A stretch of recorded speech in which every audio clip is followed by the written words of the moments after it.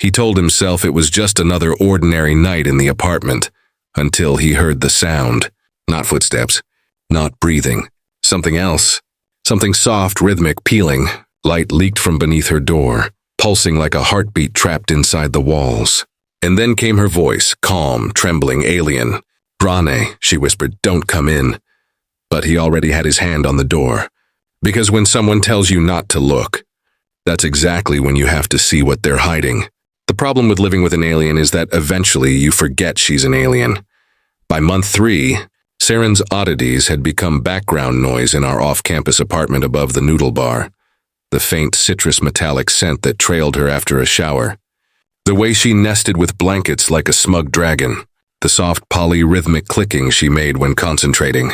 It was all so routine that when I came home early from labs, hood up, socks damp, backpack heavier with guilt than textbooks, I didn't register the trail of shimmering flakes leading from the front door to the bathroom. Sparkles, like someone had microwaved a snow globe. "Hey, Saren?" I called, nudging the door shut with my heel. "You didn't murder a disco ball, did you?" No answer, but the bathroom light spilled a pearly glow onto the hall. Not white, more like moonlight filtered through glass. The air hummed, a vibration I felt more in my chest than my ears. Like a cat purr scaled up for concert venues. I dropped the backpack. "You okay?" A pause. "Do not enter," Saren said clearly, which in roommate dialect meant enter immediately. The door wasn't fully latched. It had been stopped by something. One of her scarves, I thought, until I looked down. The door had caught on a curled, translucent sheet of skin. Nope, not skin. Low-budget sci-fi prop? Molted chitin? It glimmered with little constellations baked into it. Pale blue flecks winking as I moved. "Saren." I tried again, softer. I said, her voice trembled. "Brene, I require assistance." I pushed the door open. It was like walking into a myth someone had duct-taped onto reality. Steam turned the mirror into milk glass. Saren stood in the shower stall, the frosted door half open, a web of light tracing her dark skin in careful chevrons. She always had bioluminescent markings. Ketheri had them the way we have fingerprints. But tonight, the patterns were bright enough to paint the room, pulsing from throat to hip in a slow tide. Her hair was unbraided, unruly coils floating around her face, and her eyes, usually slate with ringed pupils, had gone winter storm bright, all quicksilver and intent. She wore nothing but a towel slung low around her hips, but a lattice of pale plates clung to her torso in incomplete sheets. The plates looked halfway between armor and pearl, lifting at the edges like an orange peel that had given up. "Oh," I said, eloquent as a caveman watching fire happen. "You're molting?" "Yes," she said, as if I'd finally solved basic arithmetic. "I am at stage 3. The thoracic plates are resisting shedding. I cannot reach." Just like that, she turned her back to me, and I understood what she was asking. Her shoulder blades were mapped in light, the glow surfacing under the translucent plates that needed to come off. It should have been clinical, like removing a Band-Aid. Instead, some traitorous part of me noticed the fine curve of her neck, the way the markings along her spine pulsed faster when I stepped closer. The humming deepened and I felt it in my ribs. "This is normal?" I croaked. "For my people, yes." She glanced over her shoulder with that frank, literal look that always made my brain forget the word subtlety. "You are my cohabitant. The request is within our arrangement, right? Terms we'd typed into a shared doc. Split utilities. No unauthorized cooking experiments after midnight. Inform each other of visiting friends. Assist with routine biological maintenance if necessary." At the time, routine biological maintenance had sounded like watering a plant. Okay, what do I do? Grip, peel, maintain even traction to avoid shear shock. She patted forward, droplets sliding down the glowing lines of her shoulders. "And sit. Sit where?" She solved that by stepping out of the shower and with confident economy, perching on my thighs. I stumbled backwards onto the closed toilet lid with an ungainly grunt. Warm, damp, luminous alien in my lap was not in the roommate manual, even the one we'd written ourselves. She was heavier than she looked, all dense muscle and heat. The humming kicked up a key. My hands, out of reflex or panic, hovered like confused birds. "Saren," I said carefully. "On Earth, this is what we call Advanced sitting. The floor is cold, she said, practical. And your lap is stably compliant. Begin, I swallowed. Stably compliant, right, that's me. Up close, the plates were thin as eggshells. I placed my hands on her shoulders, fingers skimming the edges of a stubborn piece. The contact sent a thrilling jolt through her glow, an aurora racing from my touch down her back. She made a sound, soft, surprised, and the humming deepened into something that seemed to thread under my skin. Too hard? I asked. Too effective, she said, voice gone breathy. Continue, slowly. I worked the edge of a plate, easing it away in a long, crackling strip. It came free with a sound like peeling tape, revealing smooth skin beneath that caught the light and reflected it back into my eyes. The citrus metallic scent sharpened, as if a room full of oranges had started flirting with a soldering iron. I fought the urge to sneeze, also the urge to notice how very warm she was, and how neatly her torso fit against mine. This is very not awkward, I muttered, mostly to sternly narrate reality into agreeing with me. It is commonplace, Saren agreed solemnly, then ruined it by adding, though I admit to an unfamiliar intensity. The pheromone glands are active, pheromone. Her markings flashed with embarrassment. No, not a flash. More an accidental sunrise. Minor, harmless. It is only that Kithari molting encourages a state of heightened receptivity to social bonds. You are my closest available conspecific analog. I'm your what now? Friend, she said. Then unexpectedly shy. Is that the correct Terran word? I had to smile. Yeah, that's the right word. Another plate came free. She shivered, the movement resonating through both of us where our bodies met. The humming shifted again, deeper, sweeter. It felt like standing next to a bass speaker at a concert, except the music was coded for limbic systems. Her temperature had risen by a few degrees, skin under my fingertips hot as tea mugs on winter mornings. Saren, I said, half warning, half apology. Your lights are doing a rave. It is involuntary. She sounded fascinated and a little embarrassed, as if her body were a lab instrument giving unexpected readings. I did not anticipate that your touch would act as an amplifier. The glands are enthusiastic. Enthusiastic glands, noted, I breathed in. The scent was dizzying, not bad, just a lot. This is safe, right? Entirely. If the reaction escalates beyond comfort, a stabilizing hold will resolve it. A hug, I said stupidly. She nodded. Sustained pressure is calming to the Kithari autonomic loops. We sit, we hold. We hum. It will pass. Right. My heart did a thing, an enthusiastic gland of its own, and then tried to climb out of my throat. I can do holding. I am, in fact, very good at holding. I hold lots of things. She glanced back, mouth tilting. Your nervous humor is escalating. So are your glowy tattoos. They are not tattoos. She paused. But I accept your observation. I peeled another stubborn strip. She groaned, low, involuntary, and immediately clapped a hand over her mouth, mortified. The sound arrowed through me, heat unspooling in my belly. Sorry, she mumbled. That was vocalization, reflexive. Totally normal, I said, voice an octave too high. I make that sound when I find the corner of a sticker. You are being kind, she said, quiet now. It is not easy to be seen during molt. I gentled my hands. It's kind of beautiful, I heard myself say, because it was. The light, the steam, the peel and reveal of it. Like watching bioluminescent tide pools brighten with each touch. Also, you're very brave to trust me with it.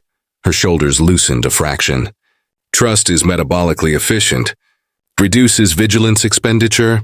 And there's the Saren I know, I said, grinning. Turning feelings into spreadsheets. Spreadsheets are honest, she said primly. But the glow at her collarbones warmed to a soft gold. Pleased. A plate near her ribs resisted and my fingers brushed the edge of the towel. We both froze. The humming stuttered, then surged. Her markings blooming so bright I could read the brand names on our toothpaste in the reflected light. Her breath hitched, mine. Did similar things. Stabilizing hold, she said immediately, words rushing together. Sometimes there is a feedback loop. Please, I didn't think. I wrapped my arms around her from behind, palms flat over the newly bared warmth of her abdomen, pulling her back into my chest. She melted like she'd been waiting for permission. The humming modulated into a soothing, thrumming chord that pooled in my bones.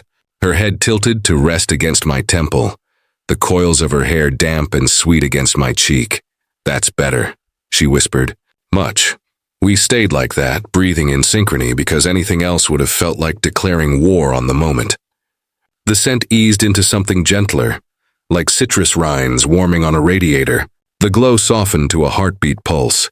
"Sorry for the lap sitting," she said after a time, her voice the caution of someone handling thin glass. "It is normal on Kath. We perch on those we are comfortable with. To share heat. I'm not complaining," I said, and hoped the universe would not note I'd just told the truth out loud. "Good," she said, "because you are very warm." We both laughed, the kind of quiet laugh that makes a room feel smaller in a good way. I felt brave or stupid or the caffeinated hybrid. "If you want to keep sitting after Molt is over, I won't object." Her markings flared, a quick, delighted pulse. "Noted?" I loosened my hold and she straightened, the feedback loop apparently appeased. Back to work. I peeled the last of the thoracic plates with the focus of a bomb defusal tech. Underneath her skin was impossibly smooth, like polished obsidian that had learned to breathe. The glow mapped it in living geometry. "There," I said, wonder slipping out with the word. "How do you feel?" "Lighter." She flexed her shoulders, then glanced down at where her hip met my thigh. "You are also exhibiting signs of heightened arousal." My brain blue-screened. That's physiological arousal," she clarified, frowning in scientific concern. "Increased heart rate, vasodilation, flushed epidermis. Your pupils are dilated." "Oh," I swallowed. "Right, yes, that kind of arousal. The G-rated one." She tilted her head, considering. "This interaction is not sexual for me, but the bonding hormones are categorizing it as salient. You are very salient." Flattered. "I tried, yes." She turned slightly so we were almost face to face. Her eyes were oceans under a lightning storm. "And grateful." Something in the room shifted, a tide turning. The humming rose, beckoning. Zaren's gaze flicked to my mouth and back so fast I could have imagined it. I didn't. And that is exactly when the door chime sang the cheerful, traitorous three-note melody of our apartment's entry alert. Every muscle in my body attempted to occupy the same square inch. Zaren's glow sharpened like a threat display. "Rane," called a sunny voice from the front room. The kind of voice that made professors forgive late papers and baristas throw in free muffins. "You left your datapad at the lab." I thought I'd swing by. "Oh, your door was open." "Mia." Of course it was Mia. Saren went very still. The humming dropped an octave into something that made my sternum vibrate, and my survival instincts consult an atlas for places far away. "Your friend?" she said, calm in a way that made calm a loaded word. "She is here." I looked from the door to Saren, to the bathroom, to the nebula of luminous plates around us, to where we were still very much a lap configuration with my arms halfway around her. "This," I said, "is about to be an extremely complicated explanation." From the living room. "Rane." "Hello? Are you home?" "Wow, what is that smell? Are you diffusing?" "Oranges." Zaren's markings flared like a drawn line in the sand. "Do not move," she whispered, and I couldn't tell if she meant me or Mia. The door creaked. Footsteps approached, hesitant, friendly, oblivious. "Saren," I hissed. "We need a plan." "We have one," she said. She lifted her chin, her glow steady, bright, possessive in a way I had never seen. "Stabilization requires continued contact." The footsteps reached the hallway. I said. Define continued. The bathroom door began to swing open, and everything in my life leaned forward, breath held, to see what would happen next. Mia's head poked through the bathroom doorway. Red curls, a smile, and then the freeze. Her pupils dilated like a camera lens. "Oh my God." Which, to be fair, was a reasonable reaction to walking in on your best friend sitting on the toilet with a half-glowing alien girl perched on his lap. The air smelling like warm oranges and electricity. "Mia," I blurted, halfway to a laugh, halfway to a heart attack. "This is not what it looks like." "It looks," she said slowly, "like you're in a music video for cosmic intimacy." Saren didn't move. Her arms tightened around my shoulders, her light brightening to a defiant gold. "He is assisting me," she said, tone clinical. "Molting requires stabilizing contact." Mia blinked. The molting? Yes, Saren said, calm and authoritative. I am shedding obsolete dermal structures. Rain's presence provides thermal regulation and hormonal equilibrium. Mia's eyebrows climbed halfway to orbit. And you have to do that on him. Saren's eyes narrowed slightly, her glow intensifying. A slow, warning pulse that painted the tiles in molten light. He is the optimal platform. I coughed, flailing for diplomacy. She means my body temperature is compatible. Alien thermoregulation. Totally PG. Well, mostly PG. PG-13, Mia muttered. With bonus lighting effects, Saren's hum deepened. A sound like low thunder through water. You are intruding during a critical phase. Mia's expression softened, half apologetic, half fascinated. Sorry, I didn't mean to interrupt your metamorphosis cuddles. It is not cuddling, Saren said sharply. But the glow betrayed her. It flickered with embarrassed pink at the edges. Oh, it's definitely cuddling, Mia said, folding her arms. Rana, you didn't tell me your roommate turns into a lava lamp when she's shedding skin. Yeah, I said weakly. It's a new development. Saren looked between us, confusion knitting her brow. Your tone patterns imply rivalry. Are you mates? What? We both yelped at once. Saren frowned deeper. Your voice frequencies align. You share emotional resonance. And she used possessive language. You didn't tell me, Mia blinked.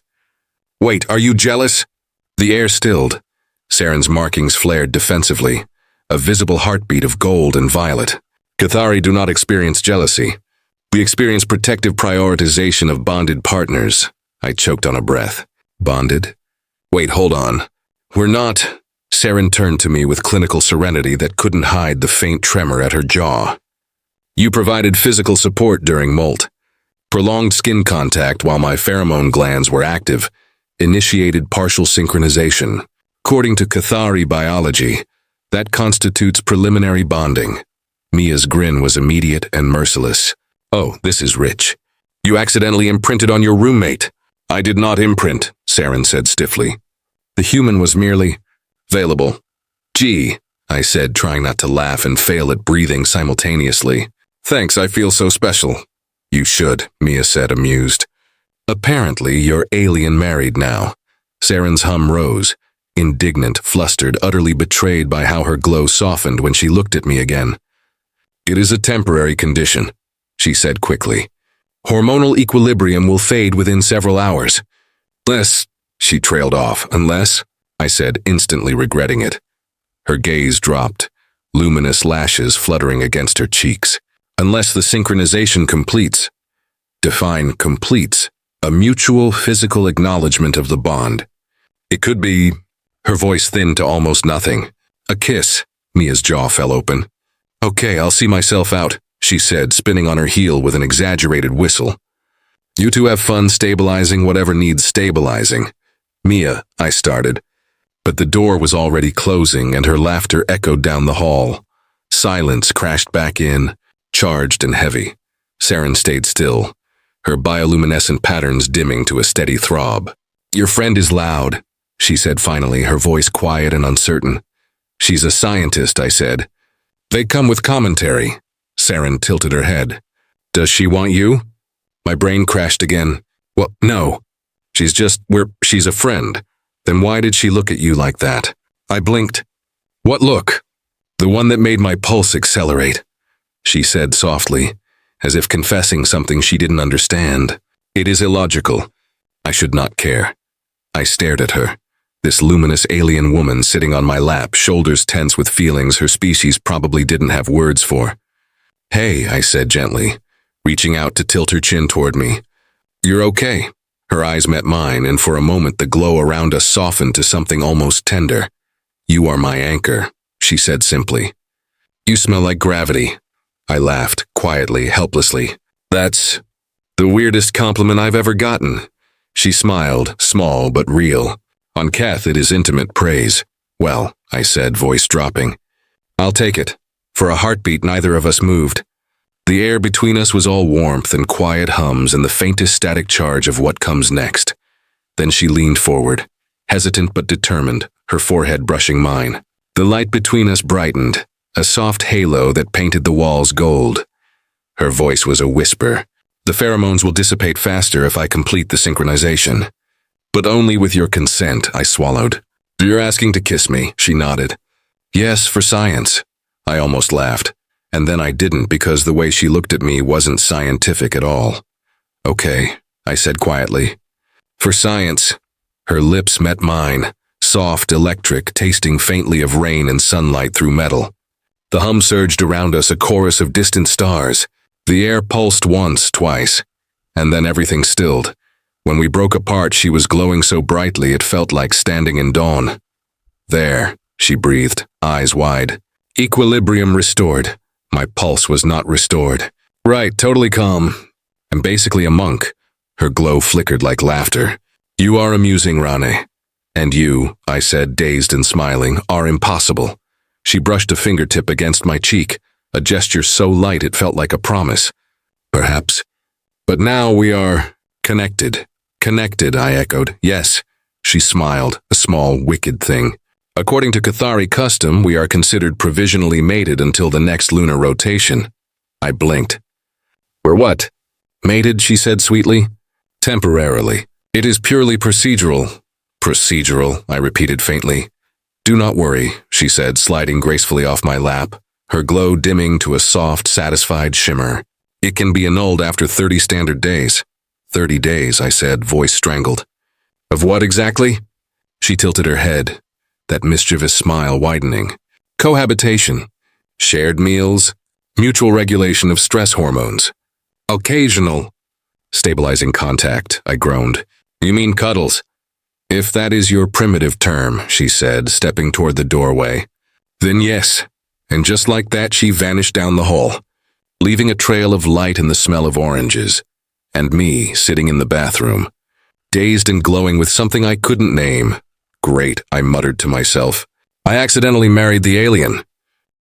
From down the hall, her voice drifted back, amused and utterly unbothered. You say that like it's a problem. I woke up the next morning to the smell of oranges and trouble. Saren was already in the kitchen, barefoot, luminous, and completely absorbed in the act of making what looked like scrambled eggs with a soldering iron. I rubbed the sleep from my eyes. You're using the wrong end of science for breakfast again. She glanced over her shoulder, eyes bright with innocent pride. I have optimized your human nutrient protocols. The protein lattices are now structurally reinforced. Structurally? I blinked. Did you just turn my breakfast into carbon fiber? She tilted her head, considering. If so, your dentition will improve. The thing about being provisionally mated to an alien was that you couldn't tell if she was joking, flirting, or clinically documenting your demise. I poured coffee, thick black human coffee, because I needed one thing this morning that didn't glow. You know, on Earth, breakfast is supposed to nourish, not challenge us to a duel. Saren turned off the stove, I hoped, then faced me, a soft amber halo tracing her collarbones. Your sarcasm is endearing. Thanks, I said, sipping. It's a defense mechanism. She regarded me for a long moment. You slept poorly. You can tell. The synchronization bond amplifies perception, she said, stepping closer. Your heartbeat is erratic. Your scent profile has shifted toward anxiety. I blinked. You can smell my anxiety? It is quite distinct, she said, nose twitching faintly. Like damp graphite. I stared. That's weirdly poetic. Her lips curved. You're not the only one capable of metaphor. The room fell quiet, not awkward, just charged.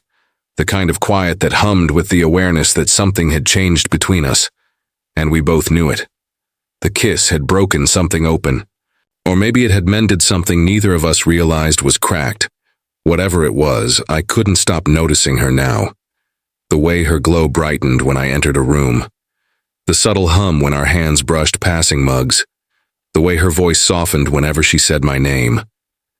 And for her, I think it was the same. She followed me around the apartment in ways she didn't before. Not intrusive, just near. When I studied, she sat cross-legged on the couch beside me, reading Cathari literature off her datapad, occasionally asking questions like, why do humans consume fiction about sadness voluntarily? Because it makes us feel less alone. That sounds inefficient. I smiled at her then. Yeah, but it works. By day 5, we'd developed a routine. She would molt fragments of luminescent skin like glittery dandruff. I'd vacuum. She'd hum something low and melodic while cooking, and I'd pretend not to notice how her rhythms matched the pace of my heartbeat. Then came the grocery store incident. We'd run out of bread and patience, so I convinced her to go out with me. The moment we stepped inside the crowded aisles, she froze, pupils contracting to silver pinpoints. So many pheromones, she whispered. This is chaos. It's Walmart, I said. Same thing. She gripped my sleeve like an anchor. Every few seconds her glow flickered, reacting to the swarm of human smells. Detergents, perfumes, cheap aftershave. You okay? I asked softly. I do not enjoy this, she said. The air is aggressive. Come on, I offered my hand. Hold on to me. Focus. She hesitated, then took it. The moment our fingers touched, her markings steadied, gold and calm, like someone dimmed the static around us. Better? Significantly. We walked through the aisles hand in hand, drawing curious stares. To anyone else, she was a dark-skinned woman with faint tattoos that seemed to shimmer under the lights. But up close, she was something far stranger and far more beautiful. A kid in the cereal aisle pointed and whispered, Mom, that lady's glowing. Saren froze again. I am glowing? Just a little, I said. Subtle bioluminescence. Trendy. She narrowed her eyes. You are lying. Only partially. Her glow brightened like laughter. By week 2, the bond had woven itself into daily life. We could feel each other's moods, faintly, like echoes. When I was stressed before a test, her markings dimmed, and she'd hum until I calmed down. When she became anxious, I'd make her tea and tell terrible jokes until her hum turned into that gentle purr again. It was nice. Dangerous, but nice. One night, as rain hissed against the windows, she joined me on the couch. I'd been watching a movie, some old romantic drama that pretended tears were plot devices. She curled up beside me, eyes fixed on the screen. Why does he not simply confess, she asked halfway through. Because he's scared she won't feel the same. That is illogical, she said. The data clearly suggests mutual affection. Yeah, but love's not data, I said quietly. It's risk. She considered that. You risked touching me during molt. That was different, I said, then hesitated. Wasn't it? She turned toward me, luminous eyes soft. Perhaps not. The hum rose, that low, resonant sound that always pulled at something deep in my chest. You're doing the glow thing again, I murmured. You make me do the glow thing, she replied, tone half accusation, half wonder. And before I could answer, she leaned her head against my shoulder. Not a grand gesture, just a quiet, perfect weight that made my heart stumble in my chest. I understand now, she said softly. The fiction about sadness. It is the same feeling I would have if you were gone. My throat tightened. Saren. Her glow dimmed, gentle as a heartbeat. Do not be concerned, it is only the synchronization. Temporary, but the way she said it, I wasn't sure she believed it either. By day 20, Mia stopped by again, bringing chaos and curiosity in equal measure. So, she said, leaning against the counter, how's married life? Saren looked up from her data pad. Productive. He is improving my vocabulary. And she's teaching me to hum in subharmonics, I added. Mia smirked. Adorable. Do you two even remember this is supposed to end? I glanced at Saren. Her glow flickered faintly, unreadable. Yeah, I said, forcing a laugh. 30 days, we've got it marked on the calendar. After Mia left, Saren stood by the window for a long time, watching the city lights. You wish to end it? She asked quietly. I set down my mug. Do you? Her answer was almost inaudible. I do not know how to stop something that feels like breathing. The silence that followed wasn't uncomfortable. It was full of things unsaid, of things neither of us knew how to name yet. I crossed the room and stood beside her. The city lights reflected in her eyes like twin galaxies. Maybe, I said softly. We don't have to decide yet. She turned toward me then, expression warm, vulnerable. You are dangerously persuasive, human. And you, I murmured, are worth the danger. Her smile bloomed slow, real, like dawn creeping over a new world. Then we shall see what happens, after the rotation. The hum between us rose again, soft and sure. The sound of something that might have started as science but had long since turned into something like love. And for the first time since that chaotic night in the bathroom, I didn't feel like the human who walked in on an alien molting. I felt like the human who'd been chosen. Day 30 came like an overdue confession. I woke up to find the apartment glowing. Faint trails of soft light ribboned along the floor, curling toward my door like vines reaching for the sun. Saren's light, gentle, constant, unignorable. For 30 days we'd shared laughter, awkward silences, long talks about human emotions versus Cathari biochemistry. 30 days of her humming in the kitchen, her hand brushing mine when we passed the salt, her sleeping form curled like moonlight on the couch after we'd fallen asleep mid-movie. And now, the bond was supposed to end. I found her on the balcony, gazing out at the dawn. The city below was waking up, neon signs flickering off, drones cutting slow arcs through the mist. Her glow painted the rail in gold and silver. You're up early, I said quietly. I did not sleep, she replied without turning. It is the final day of the rotation. My endocrine cycles are unsettled. Because the bond's expiring. Yes. Her tone was calm, but the hum under it betrayed her. A low, restless note. When the connection ceases, there will be an echo. A hollow where your resonance was. I leaned against the doorframe. Sounds lonely. It will be. She looked over her shoulder, eyes luminous. But that is the natural order. We return to autonomy. Autonomy. The word hurt more than I expected. Do you want to? I asked before I could stop myself. Go back to being autonomous? Saren studied me. You wish to continue? Did I? The logical part of me screamed no. 30 days of glowing pheromonal confusion had already rewired my idea of normal. But the rest of me, the part that lit up whenever she laughed, the part that could feel her heartbeat through a shared silence, didn't care about logic. I think, I said, I just got used to you being around. Her eyes softened. I have become accustomed to you as well. She turned fully then, the morning light catching her markings. They pulsed slow and steady, not bright, not dim, just alive. When I first came to Earth, she said, I studied human bonding rituals. The concept of choosing another being, even knowing the impermanence of flesh and time, fascinated me. You choose, even when the data says loss is inevitable. It is courageous. It's stupid, I said with a weak smile.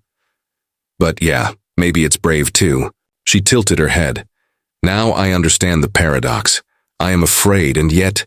She stopped, searching for words. And yet I wish for it not to end. I stepped closer. Then maybe it doesn't have to. Her breath caught, audible in the still air. If the bond continues past the lunar rotation, it will evolve, she said softly. It will no longer be hormonal, but emotional, permanent. Permanent, I repeated. Like, forever? Yes, her voice was a whisper.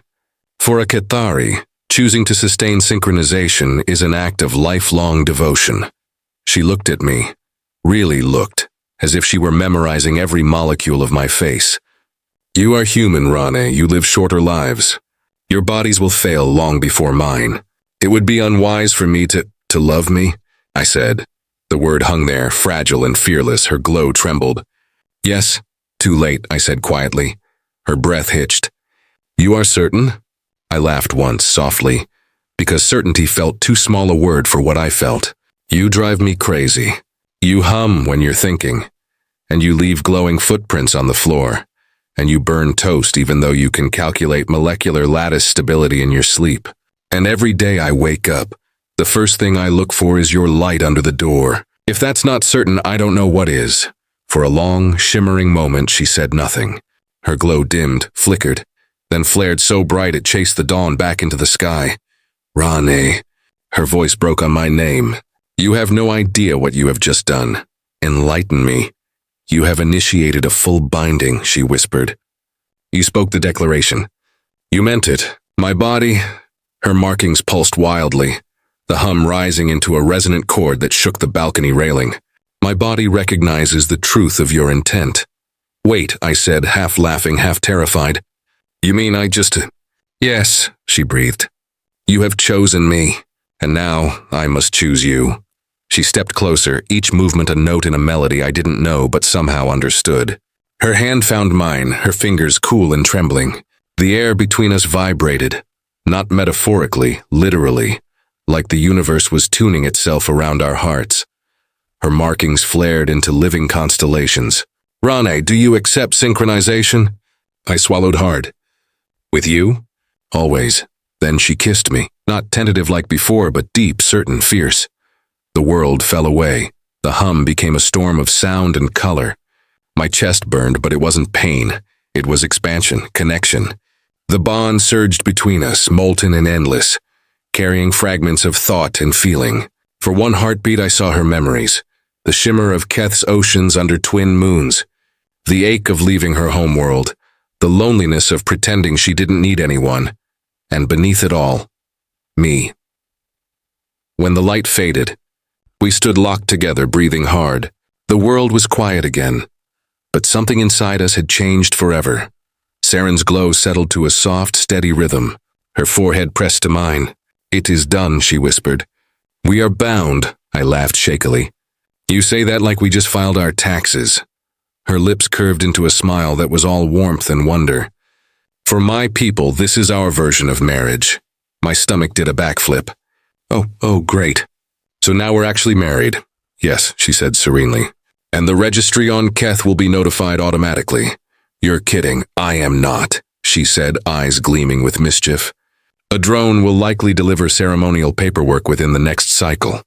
I groaned, half laughing, half in disbelief. This is insane. Entirely, she agreed. Then, softer. And yet I am happy. I wrapped my arms around her. Yeah, I murmured. Me too. We stood there as the sun rose, our joined silhouettes outlined in the soft glow of her markings. The city buzzed awake below us, cars, drones, life resuming, and I realized the strangest truth of all. For the first time, the chaos felt like it fit. She looked up at me, her smile soft and teasing. So, husband, she said, the alien word for it slipping seamlessly into English.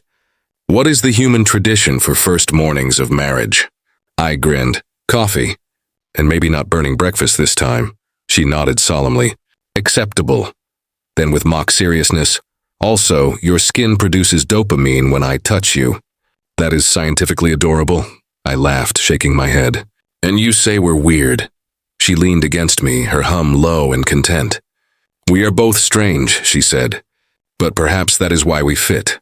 And as the light washed over us, her gold mingling with the dawn's pale fire, I realized I wouldn't trade this absurd, accidental marriage for anything in the universe.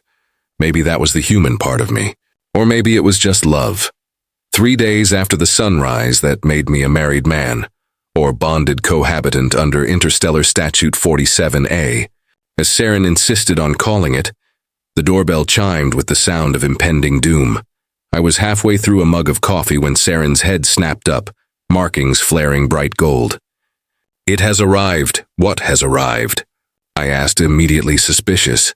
The acknowledgement drone from Keth. I nearly choked. You mean there's actually a drone? Like a government messenger? Yes. She sounded far too calm for someone whose interplanetary marriage paperwork was apparently being hand-delivered by an alien Roomba. It will formalize the bond and record the exchange for the central registry. Record? Said. Like film? Visual and hormonal data capture, she corrected. Oh, good, I muttered. Because nothing says romantic privacy like a bureaucratic drone sniffing our pheromones. She frowned in confusion. You are distressed. The process is honorable. On Earth, we call it terrifying. Before I could protest further, the door slid open with a cheerful chime. A sphere the size of a basketball floated in, humming softly. covered in glowing runes and far too much confidence for an inanimate object. Greetings. Bonded pair, it intoned in a voice that sounded like 3 radio hosts speaking at once. This unit represents the Cathari Consulate of Symbiotic Unions. Designation, Observer Drone 97 Delta. Saren inclined her head with regal composure. Observer, welcome. We are ready. We're not ready, I said. I didn't even put on pants appropriate for cosmic matrimony. The drone's sensors swiveled toward me, blinking. Human Rane, your emotional frequency is elevated. Do you wish to abort synchronization? Zarin's glow dimmed a little. I sighed. No, I just wasn't expecting my marriage to come with commentary. Understood, said the drone. Commencing verification sequence. It projected a halo of light around us. Symbols whirled, scanning our pulse, our breath, the faint glow where our palms brushed. Saren took my hand, fingers cool and steady, and the hum of the bond rose between us. Connection confirmed, the drone declared. Synchronization sustained beyond lunar cycle threshold. Mutual emotional convergence verified, I blinked. Wait, did you just say emotional convergence? Yes, the drone replied cheerfully. You are now classified as a permanent Cathari pairing. Congratulations, life partners. Saren's markings flickered wildly between gold and pink. Observer, she said, we did not intend permanent registration. Intent is secondary to verified resonance, the drone said. Once confirmed, the bond cannot be nullified without a ritual severance ceremony involving both parties and a certified empathy arbiter. Empathy arbiter, I repeated. Do they do couples therapy too? Saren gave me a look halfway between exasperation and affection. Ronnie, please. The drone hovered closer, its lights shifting to warm tones. Would you like to record your mutual declaration for archival purposes? Saren blinked. It is optional? Yes. However, failure to submit a statement may result in a silent bond designation, traditionally viewed as tragically romantic. Her gaze flicked to me, amused. You wish to be tragically romantic? I grinned. I already am. But sure, let's go official. The drone's light focused on us. Please state your names and affirmation. Saren straightened, glowing softly. I am Saren of Keth, daughter of the luminous sea. I affirm synchronization with Rane, human of Earth, who carries warmth like gravity. The words hit me harder than I expected. I swallowed. I'm Rane. I affirm synchronization with Saren, who somehow made my apartment smell like home. The drone pulsed approvingly. Emotional content acceptable. Ceremony complete, then to my eternal horror, it projected a shower of holographic sparkles and started playing what could only be described as alien wedding music. Something between a whale song and a techno anthem. I buried my face in my hands. I can't believe I'm having a space wedding in sweatpants. Saren touched my cheek, smiling. You look adequate. That's my wife, ladies and gentlemen. When the drone finally left, after issuing us a bonding certificate the size of a car tire, we collapsed on the couch, exhausted and faintly glowing. Saren leaned against me, her hum low and satisfied. It is done. We are officially recognized. Officially, I repeated. As in permanently, she hesitated. Does that disturb you? I looked at her, really looked, at the way her glow caught the edges of her hair, the small tilt of her mouth when she tried not to smile, the warmth radiating between us like sunlight bottled in skin. No, I said honestly. It doesn't. Her eyes softened. Good. Because I find I enjoy being bound to you. I laughed quietly. You say that like we're a shared Wi-Fi connection. Precisely, she said. Except emotional. We sat in easy silence, the kind that only comes when two people have run out of defenses. The bond hummed between us, steady, golden, alive. Then my communicator buzzed. It was Mia. Hey, newlyweds. Her voice teased through the speaker. So, the Galactic Registry just pinged my inbox. Apparently I'm listed as your Earth witness? I froze. What? Oh yeah, she said. Some glowing bureaucrat drone said I was present at the initial synchronization event. You know, the bathroom scene. Congrats, by the way. Saren looked at me with serene delight. Your friend is part of our record. How appropriate. Mia's laughter crackled through the line. You two are the universe's most chaotic couple. Don't screw it up. Interplanetary divorce paperwork sounds awful. Thanks for the encouragement, I said dryly. Anytime. she said. Also, if the wedding drone comes back, can I borrow it for my next party? Goodbye, Mia. When the call ended, Saren rested her head against my shoulder. Your friend is strange. Yeah, I said. But she's ours now, apparently. Witness to history. Saren smiled. That soft, slow smile that still undid me every time. Then history will be kind to us. I brushed a strand of glowing hair from her face. You think so? She nodded. Because we are writing it together. And as her hum filled the quiet again, warm, steady, alive, I realized that somewhere between a molt, a misunderstanding, and a cosmic bureaucratic accident, I'd found something real, not just love. Home. If there's one thing I've learned since accidentally marrying an alien, it's this. Earth's bureaucracy might be slower than Keth's, but it's infinitely more confused. 3 days after the drone's visit, a polite message from the Interstellar Relations Embassy of Earth Keth Cultural Affairs landed in my inbox. The subject line read, Urgent, confirmation of biocultural union between human subject, Rane, and Cathari citizen, Saren. The first line of the message was somehow worse. Please report to the embassy for physical verification and cultural debriefing. Bring your bonded partner and any relevant medical paperwork. I groaned so loudly Saren appeared in the doorway. Hair still damp from the shower, wearing my university hoodie like it was a royal robe. Problem? She asked, towel in hand. Yeah, I said. Apparently the Earth government wants to make sure I'm not being held hostage by your pheromones. She blinked, unbothered. That is reasonable. You are fragile. I'm not fragile, I protested, just bureaucratically doomed. The Earth Keth Embassy was a sleek cylinder of glass and metal, perched on the edge of the city. Half spaceport, half DMV. Inside, the air smelled like disinfectant and awkward diplomacy. At the security desk, a bored-looking human officer glanced at our file and nearly spit his coffee. You're the guy from the bonding report. Famous already, I muttered. Saren inclined her head with regal poise. Greetings. We are here for verification. The guard blinked, clearly dazzled by her glow. Right, take the elevator. Floor 6. Just try not to light up too much. She can't help it, I said, guiding her toward the lift.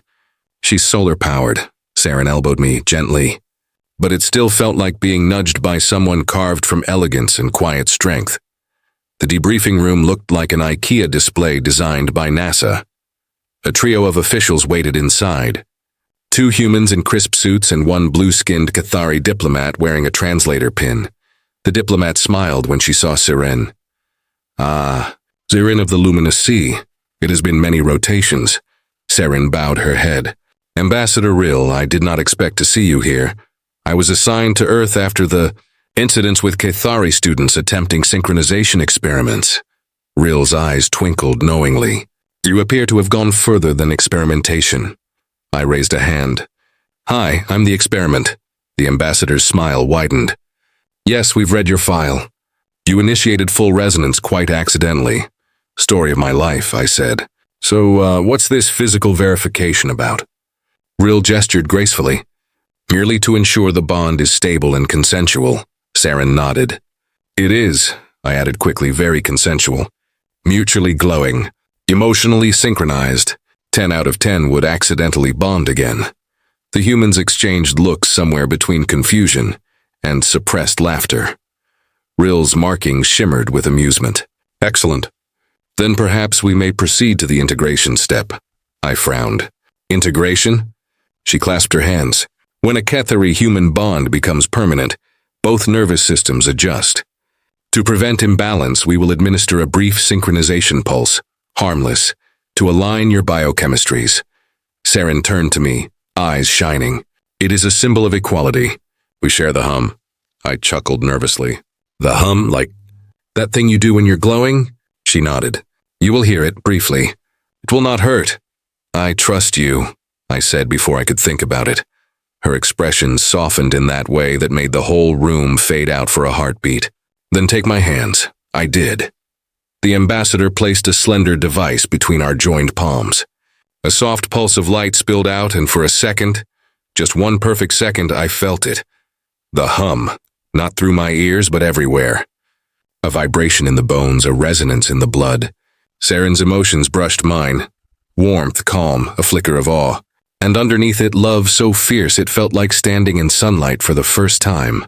Then it faded, leaving silence that felt impossibly alive. The ambassador smiled.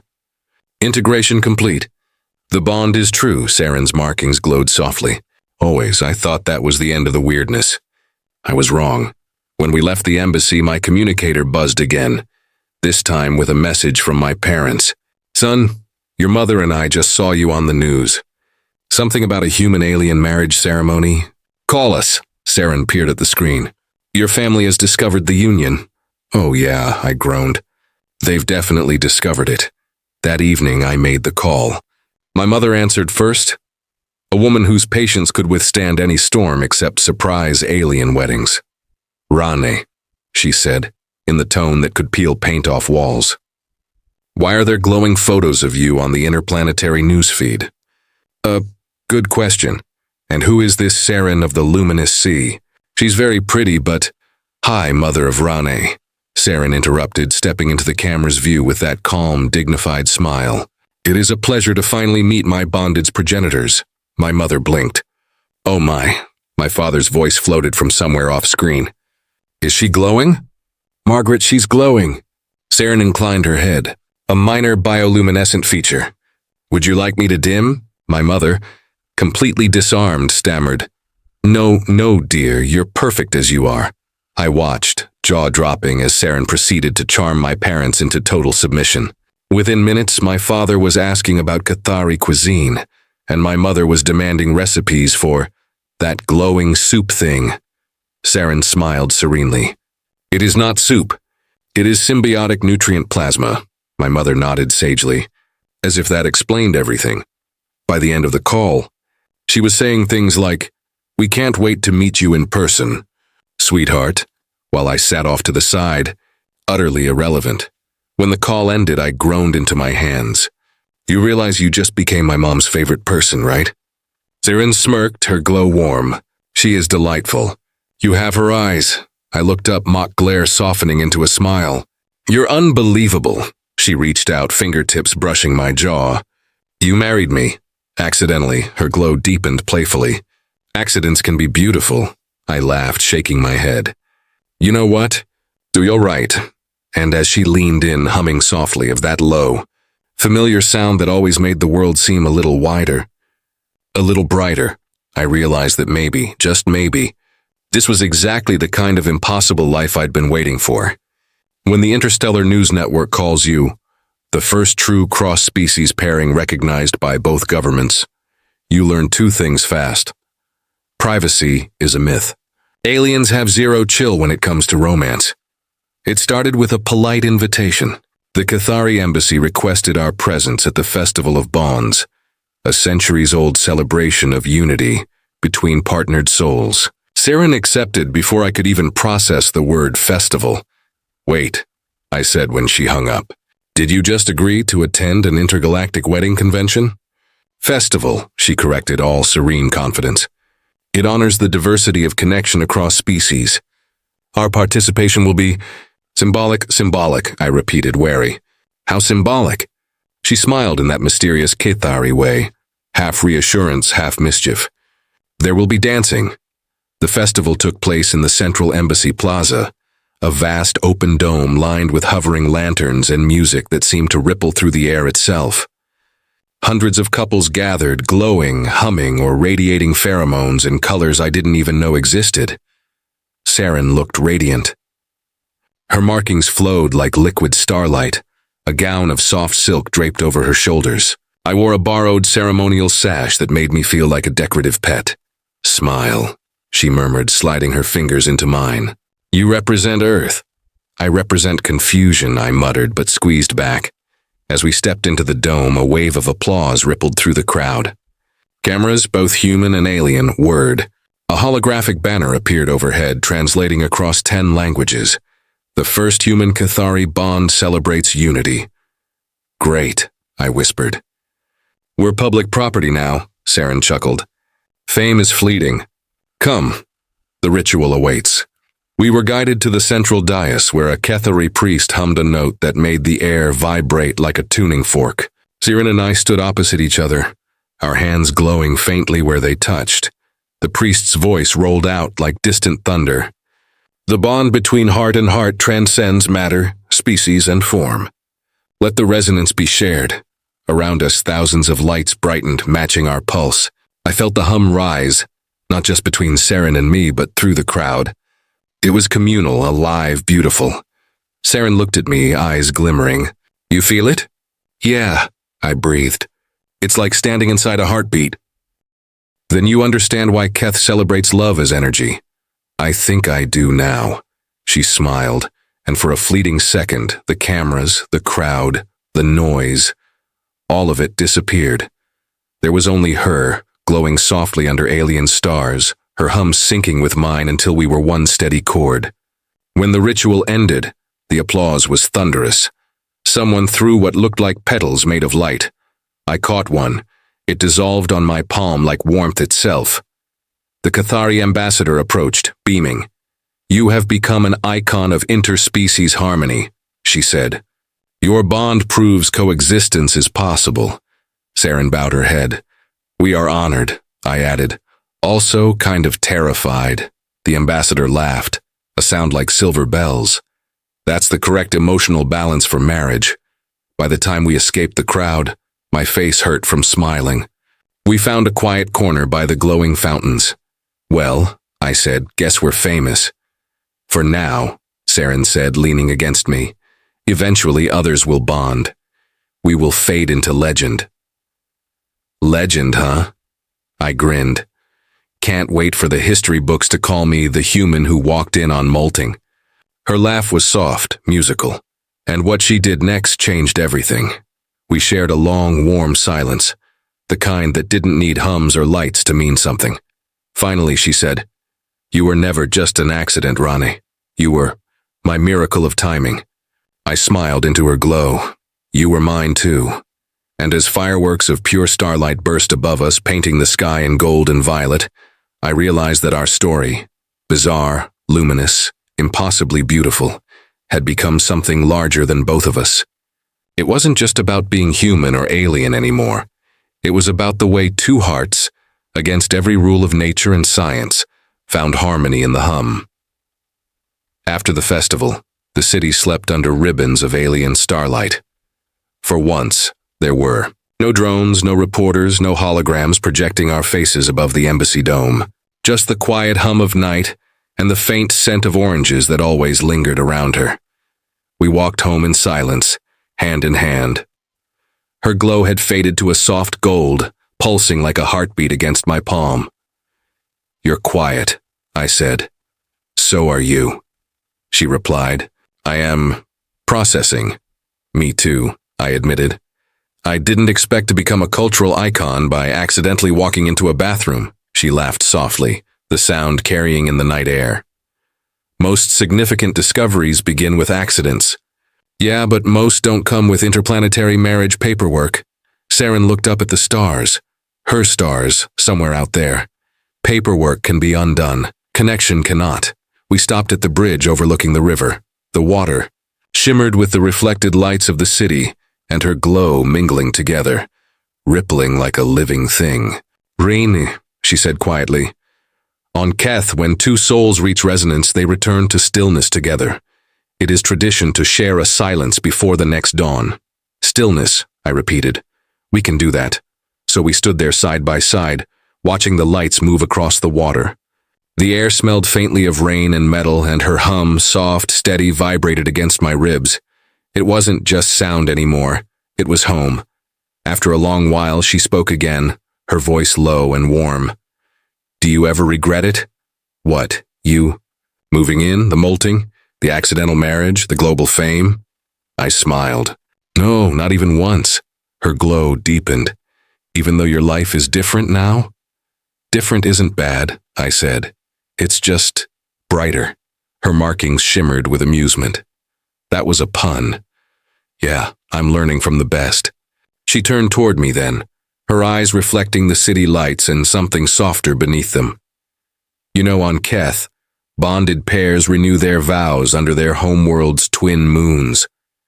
I cannot return there yet, but perhaps... She reached up, cupping my cheek. Perhaps Earth's stars will suffice. I leaned into her touch. They're not bad stars, a little dim, but they try hard. Her laugh was like the low chime of wind through glass. You will make a terrible diplomat. Good thing I'm a husband, not a politician. That made her pause. Her expression softened, her glow fluttering faintly. You accept that title now? Yeah, I said, because it fits. For a moment, neither of us spoke. The hum rose again, not loud but present, threading between our hearts like a living thing. Then slowly she rested her forehead against mine. I once thought love was a biological illusion, she whispered. Now I know it is simply energy, finding resonance. I smiled. Then I guess we're both vibrating at the same frequency. She hummed in agreement, the sound traveling through both of us. Forever if we wish it. Forever, I echoed, and for once, forever didn't feel impossible. It felt like a steady heartbeat, the scent of morning coffee, the quiet laugh of someone who had learned to love in translation. We stayed there until the sky began to lighten, until her glow dimmed to near transparency, and the hum settled into something so gentle it felt like breathing. As the first light touched the river, she whispered, "Stillness complete." I kissed her forehead. Then the next chapter begins. Her hand tightened around mine. Our forever, she said softly, is beginning already. And as the sun rose behind us, gilding her skin and setting her faint markings aglow once more, I realized she was right. Our forever didn't start with a ceremony or a bond or a drone. It started right here, in the quiet after the starlight, where love had become as simple and certain as the dawn.